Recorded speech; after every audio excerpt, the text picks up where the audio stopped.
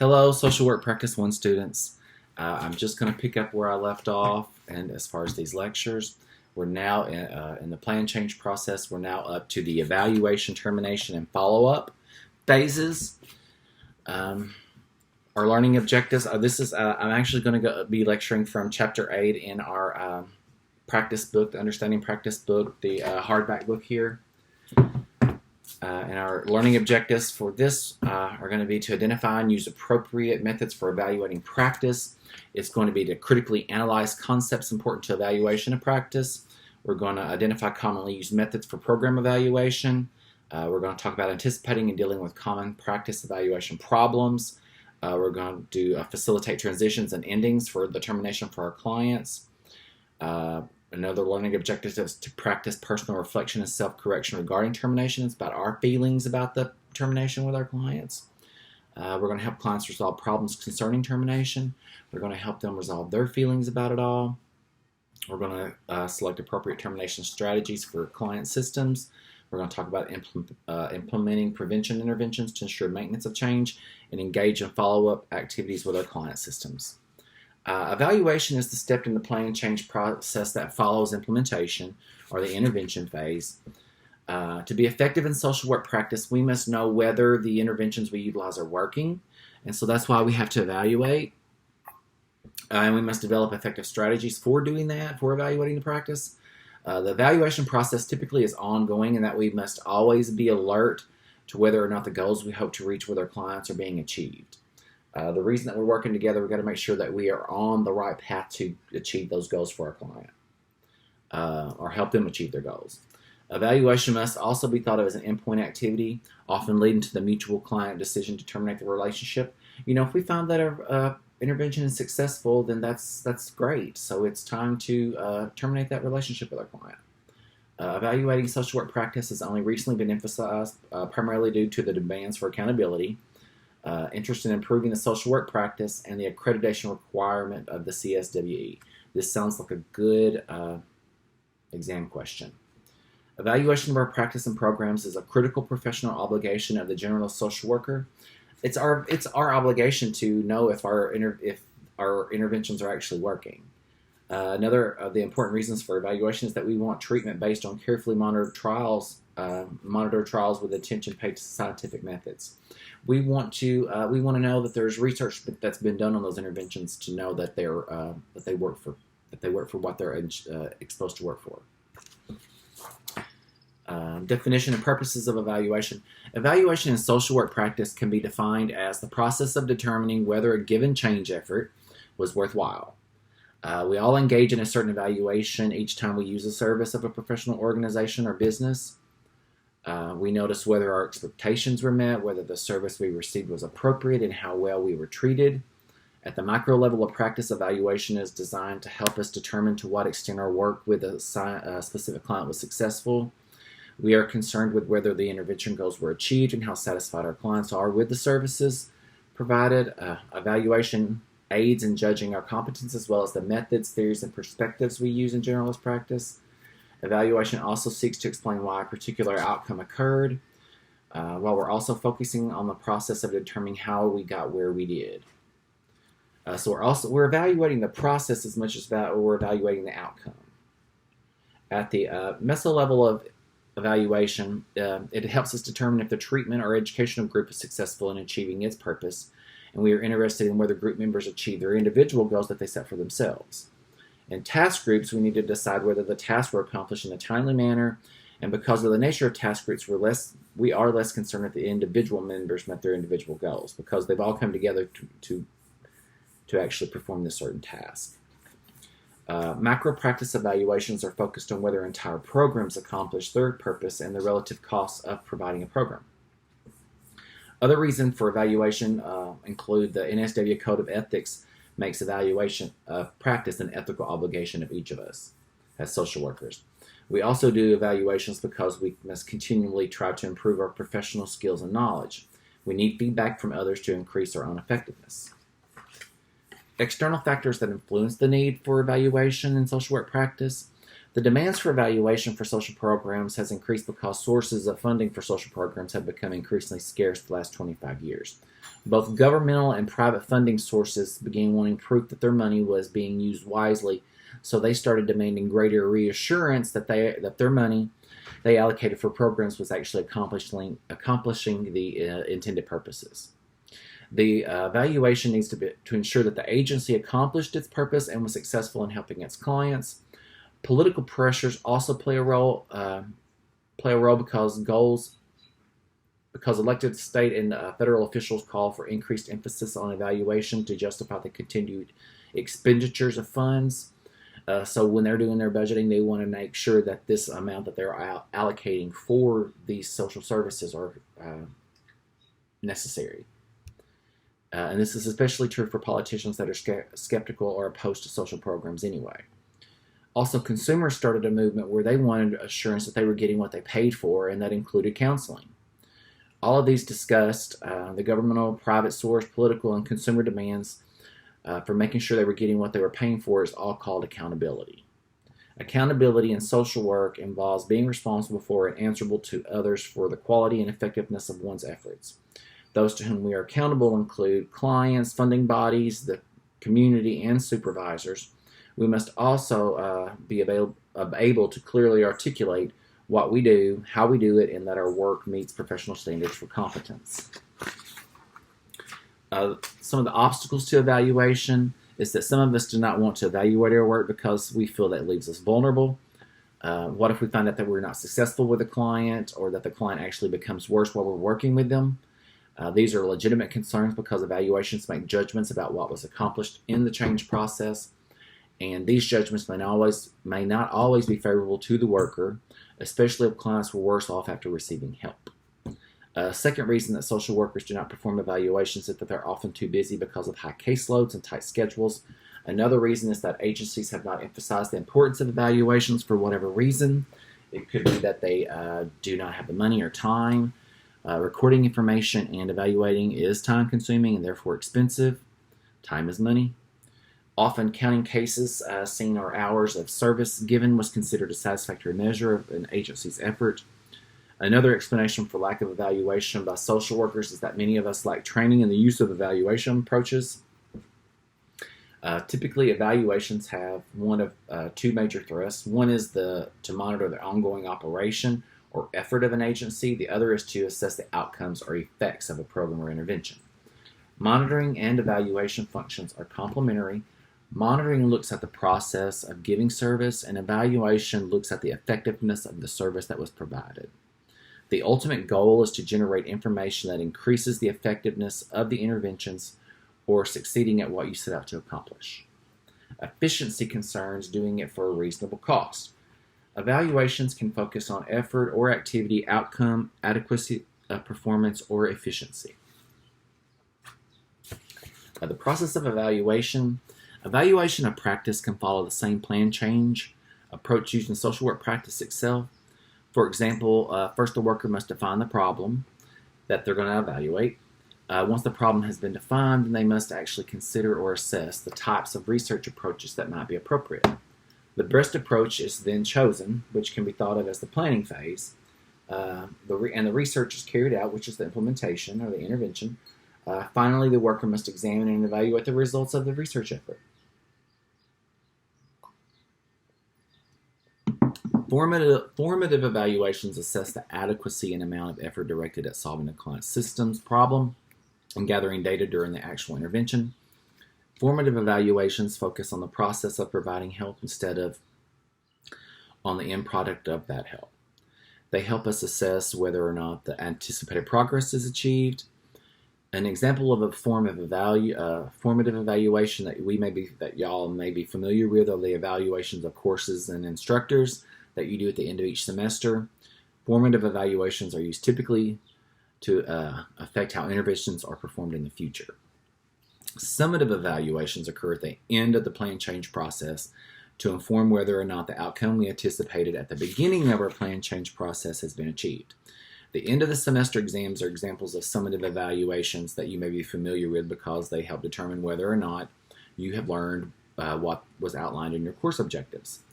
To distinguish between summative and formative evaluations, remember that formative evaluations occur while a change plan change process is continuing, and they are oriented toward the future. Their goal is to affect or influence what is yet to come. Summative evaluations occur at the conclusion of the process. They're looking backward, and their goal is to summarize what has already occurred. A baseline is another key concept of the evaluation process. It is a measure, and some of you probably have heard this if you've had research methods already. It's a measure of the frequency, intensity, or duration of a behavior. It is important in assessing the progress of some helping relationships. Before we can tell if a behavior is changing, one must know how often it already is occurring. Ideally, a baseline should be based on several observations, and they should be made over a period of time prior to intervention. Baselines are often important in the helping process and are essential for certain kinds of evaluations. Okay, another term is validity. In the evaluation process, it refers to the extent to which an instrument measures what it's supposed to measure. When we evaluate a practice situation, using appropriate measurements is important. When discussing an evaluation by clients who recently completed a program aimed at reducing homelessness of individuals that were formerly homeless, it'd be important that the questions in the evaluation address the services that were provided by the program. The matter of validity can be complicated. There are several types of validity. Face validity is a professional judgment about whether the measure actually measures what it should. If you are a professional and you know the program that you are evaluating, knowing the appropriate measurements for the evaluation should be easy. Concurrent validity exists when scores on one instrument correlate or are similar to that of another instrument that is already considered valid. Most of these instruments are going to be questionnaires that we give our clients or mail to our clients or give them links to complete, such as a test or scale for depression that has not been determined valid yet, and we want to test for concurrent validity to determine if our work has been worthwhile. We would give this test to a group of individuals who recently have been assessed as depressed, and if our new test yields similar results, then we can brag and say that it has concurrent validity. Predictive validity is another kind of validity, and that's when a measure can predict future events. The ACTs and SOTs that you took as seniors or juniors in high school, they're examples of those kinds of measures. They predict how well high school graduates should or will perform in college or university academic environments. The extent that an instrument accurately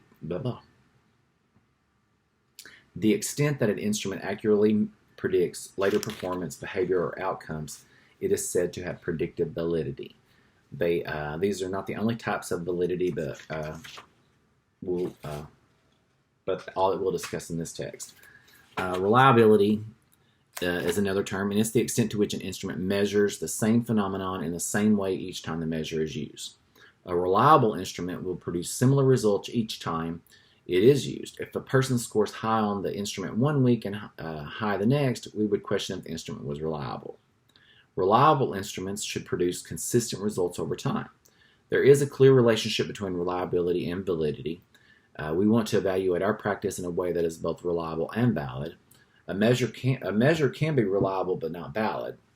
Whenever possible, we want to use multiple measures to help ensure that we are getting reliable and valid information. Data gathering methods, the choice of which and how many data gathering methods we will use are determined by the goals of the intervention and the need of the person performing the evaluation. Common methods include surveys, scores on instruments, interviews with significant others, collected data from another source, and interviews that may and observations of a researcher and others involved in the plan change efforts. Surveys and interviews may be structured, such as using a specific set of questions in a structured format, or unstructured, which we're using open-ended questions and an informal discussion. Observations may be direct, person-to-person, or recorded in some way. Self-reports, which is information provided by the client, are situations where are used when what are measuring is subjective. When we're wanting what that person's feeling, what that person believes, that's when we want subjectives. Feelings and beliefs of a client are examples of situations where self-reports are appropriate. Many instruments have been developed based on the premise that we cannot see what the client believes. Many instruments, depression scales and assertiveness scales are examples, and list of others are on page 316, highlight 8.2. In the textbook, observational measures are those that rely on others to observe change in the client's behavior, such as children. They are used when observing specific behavior in a situational context. They're relatively easy and they're usually appropriate in those matters. Independent and dependent variables are two other important concepts. The independent variable is the one we think is responsible for causing certain behaviors, reactions, or events. Taking a toy away from a child causes the child to cry. Taking the toy away is the independent variable that leads to the child's behavior, which is the dependent variable. In social work context, the helping process itself is the independent variable. The dependent variable is the outcome or end product of the helping process. The assumption is that the outcome is dependent upon the helping efforts. In practice, we know that the independent variable, which is our helping, is not totally responsible for the outcome. Too many other intervening variables exist to make such a claim. Many variables affect people's behavior, and our efforts to help is simply one of these factors. Generalizability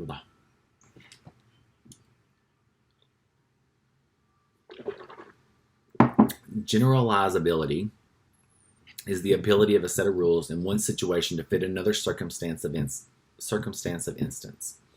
It is a desired characteristic of any successful program.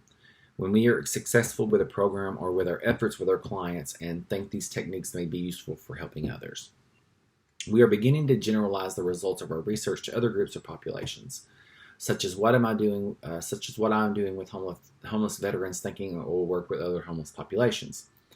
A substantial number of cases is necessary to establish that positive change has not come about simply by chance or other intervening factors. We must have confidence that the members of the group are representative of others who might benefit from the program. Without this assurance, any attempts to generalize from this group to others is pure speculation. Okay, we have evaluation designs for generalist practice. Most of us will be involved in practice with client systems such as individuals, families, groups, organizations, or communities. We'll need to be familiar with a variety of techniques to evaluate generalist practice. Some of the most common include single subject designs, goal attaining scaling, task achievement scaling, and client satisfaction questionnaires. There's an example of single subject designs on page 318. There are research methods aimed at determining whether or not an intervention was successful. It is used with a singular case or client. It's called single subject. And if you've had research methods already, I'm pretty sure you're familiar with what that means, what that's about. Evaluation designs for generalist practice. Figure 8.3, that's design without a baseline. Another example is 8.4, ABAB design. And then figure 8.6, BAB design. And then we've got goal attainment scaling, page 321 to 323, is used when achievement of the goal is sufficiently important to be used as the primary outcome criteria. It is positive in its connotation because it focuses on a desired state rather than on a problem. You're focusing on the achievements. Let's see.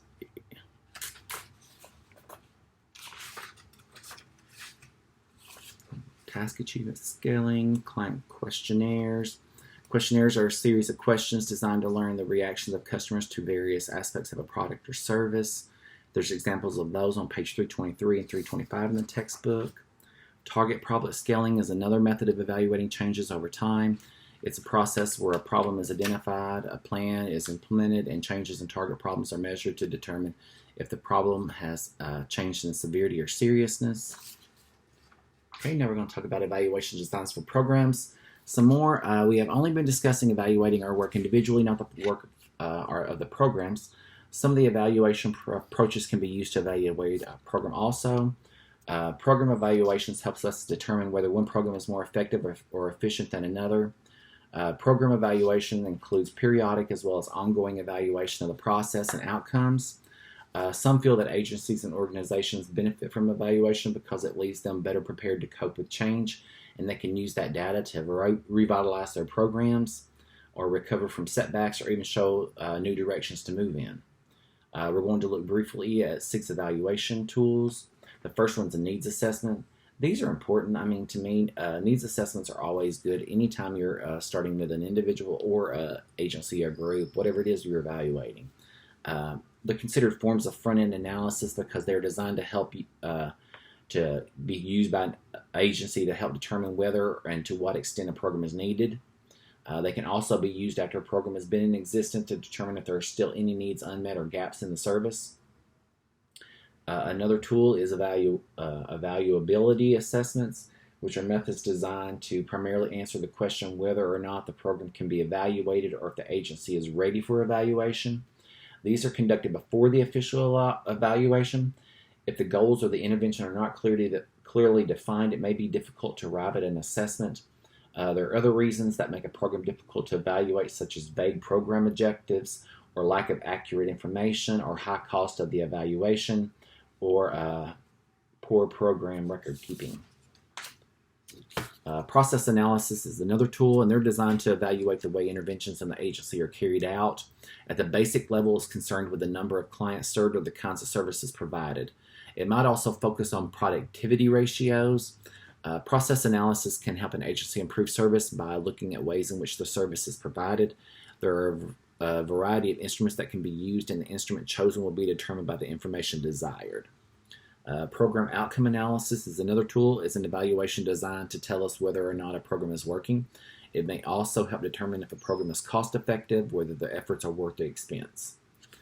Continuous quality assurance evaluations are focused on measuring attainment of previously identified program goals. The program goals are usually specific indicators that the agency has accepted as evidence of best practices. Continuous quality assurance evaluation emphasizes determining whether the agency is achieving its goals. Program monitoring is an ongoing activity designed to provide information to the agency in all aspects of its operation. An ongoing effort at program monitoring is essential to improve services within the agency or organization. Table 8.5, evaluation design for programs. It's just kind of a little chart that tells how these evaluations, the evaluation designs are used either before intervention, during intervention, after intervention. Table 8.6 is continuous quality assurance evaluation for strong families. It's just an example of using an evaluation. Issues and problems in evaluations. Any evaluation program has the potential to be misused or interpreted incorrectly. Problems in generalizability can occur, especially when we decide to evaluate our success with only a sample of the clients we have served. The potential for threats to generalizability to other client groups is then obvious. We've only used it with one certain clientele, so how can we generalize it to our whole population of clients? If we generalize across different cultures, that can be a problem. Different cultures have different ways of accepting interventions, respond differently to different interventions, so we cannot evaluate across different cultures with the same tool. Random sampling is a way that this can be eliminated. Most of these can be eliminated. That is when every person in the available sampling population has an opportunity to be included in the sample. Another problem would be the wrong choice of evaluation tools, or failure to involve clients in the evaluation process can be ethically wrong, especially when we are doing research on them and have not informed them of it. Staff distrust of evaluation is another issue and problem. When a research effort is suggested, fear or distrust is not uncommon among staff members. And lastly, an evaluation process that interferes with service provision. Ideally, it should be done in a way that it does not interfere with us providing service to our clients. Alternative explanations for program outcomes may exist for changes following intervention, and they can confound or cause one to misperceive the results of one's evaluation. Sometimes the outcomes we note in our evaluation have little or nothing to do with the intervention.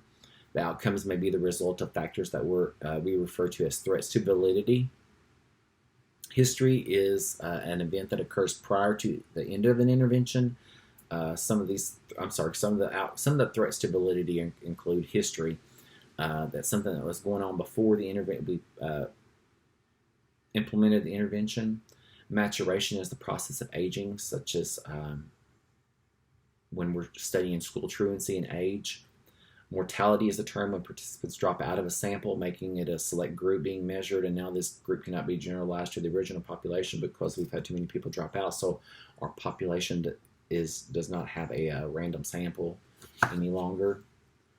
Creaming is when a program only takes the best candidates for a program to show greater effectiveness. That's when we handpicked successful outcomes and only evaluate those, and not just people that not just people that weren't successful in the intervention process, dropped out or whatever. Regression towards the mean is the tendency for extreme scores to move toward the average over time. This happens when the sample is chosen because they vary greatly from the average. That means they vary greatly. We started with these that were out here, so our intervention is always going to make them look better because anything that was done is actually going to make our outcome better. Reactance is the reactants are change in behavior due to new situations or environment. People are reacting to something new or novel. Unanticipated consequences do happen, and not infrequently. We sometimes discover that a program has consequences or outcomes that we did not envision, and they may be categorized as either side effects or regressive effects. A situation may get worse as a result of the intervention. Some of our efforts to help may have the opposite effect. Unintended consequences sometimes occur despite our best intentions. Interventions that work well with one client may not work as well with others. Attempting to identify factors that cause harmful side effects and modify the program accordingly is important, as is offering to help clients in overcoming negative experience arising from prior agency contact. Cultural competence and evaluation. Evaluation and research are here to help us capture a realistic picture of how things are instead of how we think they are. This can only be achieved when we respect and are aware of gender, cultural, racial, and ethnic differences. Without this sensitivity, we will likely have biased research. Biased research leads to assumptions and conclusions drawn about people based solely on experiences of one group, typically heterosexual Caucasian males. This feeds stereotypes about many oppressed groups. There are ways that this can be avoided. We need to ensure that samples reflect the diversity characteristics of the population that we're serving. We need to be sensitive to data gathering approaches that may be less effective with some groups. We need to recognize that language differences may place people at a disadvantage. We need to involve minority groups, people of color, women, and gay people in planning of research that affects them. We need to recognize questionnaires and other data sources that worked well with men or white people may not work as well with women or people of color. We need to use culturally sensitive language when we're developing our instruments. If needed, we need to use interpreters to ensure that questions and responses are understood. Instead of focusing solely on problems with oppressed populations, we need to focus on their strengths. We need to avoid generalizing to other groups than those represented in the study. We need to look for differences among participants that may help explain differential outcomes. We need to ensure that questions are gender neutral and not biased towards life experiences of any particular group. The choices on questionnaires should not exclude critical options such as ethnic group or forced respondents to make choices that do not apply. Termination and follow-up. Termination is the end of the professional social worker-client relationship. All relationships between a social worker and a client must eventually come to an end. The ending may be scheduled or unexpected, successful or unsuccessful. I'm actually going to stop this here and pick this up in another one.